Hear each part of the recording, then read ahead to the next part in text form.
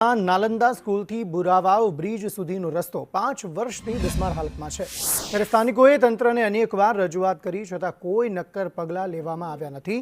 સંદેશ ન્યૂઝના રિયાલિટી ચેકમાં રસ્તા પર મસમોટા ખાડાનું સામ્રાજ્ય હોવાનું સામે આવ્યું છે। બુરાવાવ સોસાયટીના રહીશોએ સ્વાગત કક્ષમાં રજૂઆત કરી હતી। સ્થાનિકોએ રસ્તાનું નવીનીકરણ કરવાની માંગ કરી છે।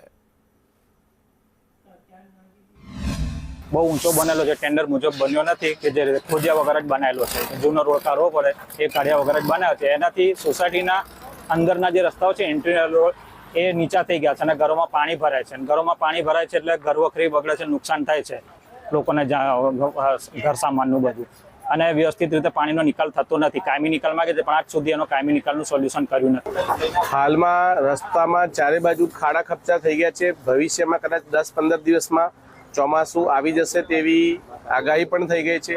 તો અત્યારે પ્રી મોન્સૂન કાર્યવાહી કોઈ પણ પ્રકારની ભુરાવામાં થયેલ નથી।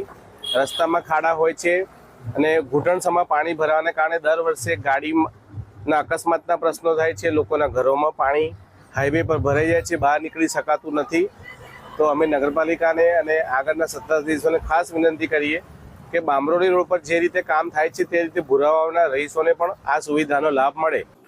ગોધરા નગરપાલિકાના તમામ રાજમાર્ગો અને સિટીને લગતા તમામ ડામરના રોડો, પાંજરાપુર બસ સ્ટેન્ડથી લઈને ગીડવાણી સુધીનો રોડ, તળાવ સુધીનો રોડ, જેટલા બી ડામર પેચ છે તે આરજી ઇન્સ્ટાઇન કંપનીનું જે ટેન્ડર લાગ્યું છે તેની સાથે બેસીને પરામર્શ કરીને નગરપાલિકાની જેટલી બી વસ્તુઓ ખૂટતી કડીઓ છે તેને પૂરવામાં આવશે અને તમામે તમામ રોડ રસ્તાઓ